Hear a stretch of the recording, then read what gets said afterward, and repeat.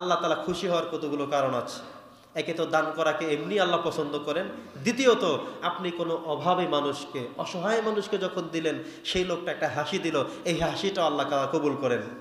যদি সেই লোকটা আপনার জন্য দোয়াও করে যে আল্লাহ তুমি ওনার নেক আশাটা পূর্ণ করো, তাহলে আপনার দোয়ার জন্য এটা আরো বড় একটা মাইল ফলক হয়ে গেল। সুবহানাল্লাহ। এই জন্য অসহায়কে, গরিবকে, ইয়াতিমকে, বিধবাকে, মিসকিনকে আপনি যেমন করে দান করবেন, তাদের খুশিতে কে খুশি হন? জোরে বলেন, আল্লাহ তাআলা খুশি হয়ে যান। পঞ্চম নম্বর হলো ইফতারি নিজে তো ঠিক মতো করবো এবং আরেকজনকে করাবো। নবী করিম সাল্লাল্লাহু আলাইহি ওয়াসাল্লাম বলেছেন, মান ফাত্তারা সাইমান কানা লাহু আজরুহু, যে ব্যক্তি অন্য কোনো মানুষকে ইফতারি করাবে তিনি তার মতো করেই একটি সওয়াব পেয়ে যাবে। ধরুন আমি সারাদিন রোজা থাকলাম, আমার জন্য একটা সওয়াব বরাদ্দ আছে না? আমাকে একজনে ইফতারি করালো, তো আমি সারাদিন রোজা রেখে যতটুকু সওয়াব পেলাম আমার আমল নামায় যুক্ত হয়ে গেল। ঠিক এমন একটি আমল আল্লাহ তাআলা ওই লোকটার আমল নামায় দিয়ে দিবেন। সুবহানাল্লাহ। আমার থেকে সামান্য কমবে না। আপনারা আবার মনে করবেন না যে আমারটা মনে হয় কমে যাবে, না। যদি আমি করাতে পারি, যদি আপনি করাতে পারেন, একজন আরেকজনকে করাতে পারেন, যে যাকেই করান, সবার জন্য কথা একই।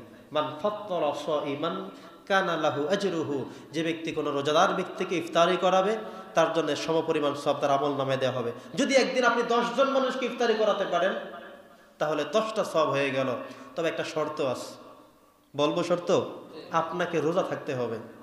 আপনি রোজা থেকে আরেকজনকে ইফতারি করাবেন, তাইলে আপনার আমল নামায় সওয়াব আসবে। আপনি নিজের রোজার কোনো খবর নাই, মানুষকে ইফতারি করায় একেবারে ফাটাইয়া ফেলছেন সব, মনে করছেন 1 মাস রোজা রাখবো না, 30 জনরে ইফতারি করাই দেবো। বাহ, কথা বোঝেন নাই? এত ব্যবসা সব জায়গায় মনে করবেন না। আল্লাহর ইবাদতের ক্ষেত্রে এসে এত ফাইজলামি করবেন না। আল্লাহ এগুলো পছন্দ করেন। আপনি রোজা থাকতে হবে, আপনি রোজা থাকবেন, আরেকজনকে ইফতারি করাবেন, তার মতো করে কানা লাহু আজরুহু, একটি সওয়াব আল্লাহ তাআলা দিয়ে দিবেন। তবে এখানে টেনশনের কাজ নাই, যাই হয় আরেকজনেরটা খাইলাম, আমার রোজাটাও নিয়ে গেল, আমার সব নিয়ে গেল, না। আপনার সওয়াব নেয় নাই, আপনার আমল কমে নাই, আল্লাহ তাআলা দিতে পারেন, তিনি দিয়েছেন। কথা বোঝেন নাই? এই জন্য আরেকজনকে ইফতারি করাবো। বিশেষ করে বোরহানগঞ্জ বাজার যেহেতু একটি ব্যবসায়িক ভাইদের মিলন মেলা বেশি, প্রত্যেকেই তো হয়তো কম বেশি দোকানে ইফতারি করেন।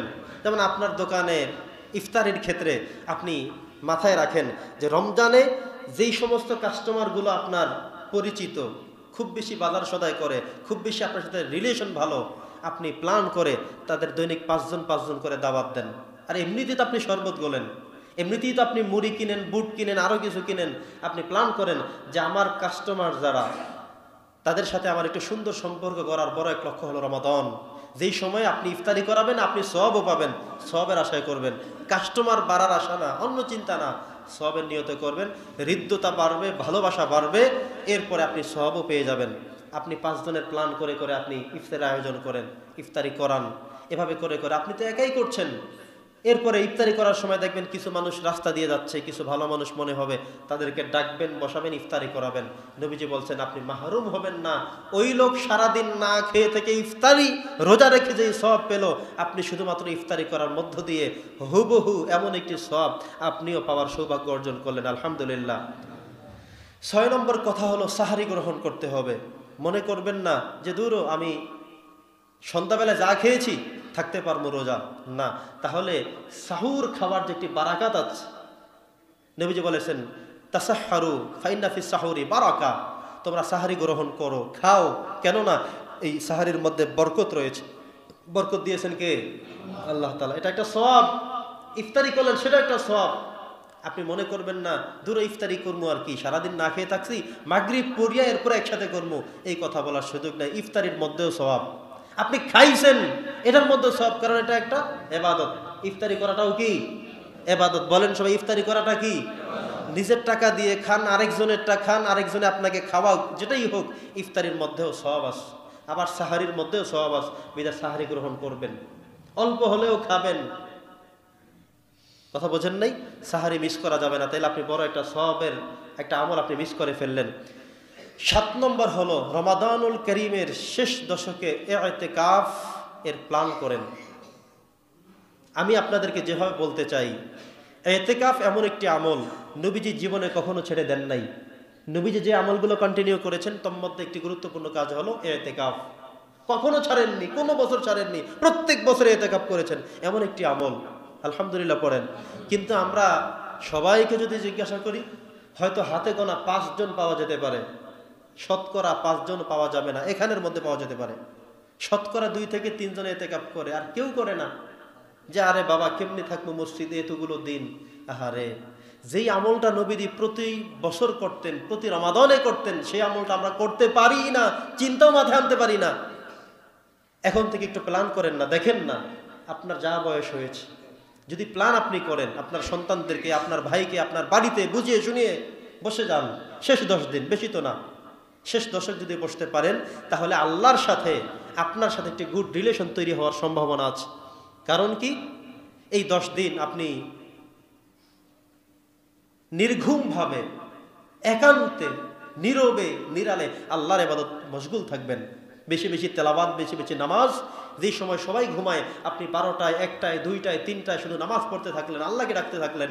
আল্লাহ ফেরেশতাদেরকে পাঠাবেন, ফেরেশতারা বলেন যে আল্লাহ, সব মানুষ ঘুমায়, কিন্তু ইতিকাফে বসা একটা লোক শুধু কাঁদে তোমাকে পাওয়ার জন্য। সুবহানাল্লাহ।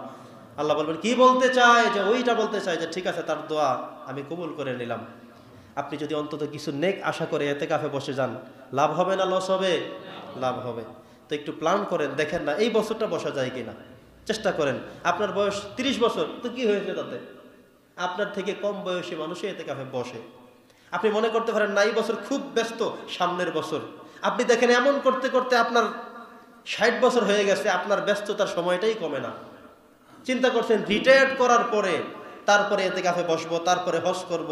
এখন রিটায়ার্ড পর্যন্ত বয়স নিয়ে আসতে পারছেন কিনা, সেই গ্যারান্টি কি আপনার কাছে আছে? রিটায়ার্ড করার পরে যে আপনি বসতে পারবেন, সেই সুযোগ হবে, সেটার কি গ্যারান্টি আছে আপনার কাছে? এই জন্য ইতিকাফের সিদ্ধান্ত নিতে হবে। 8 নম্বর কথা, সন্তানদেরকে রোজা রাখার অভ্যাস করাবেন। অনেকের সন্তানরা এমন, আরে বর্তমানের যে বাচ্চারা, আমাদের সন্তানেরা 10 বছর ওভার হলে সব দেখি বালেগা হয়ে যায়।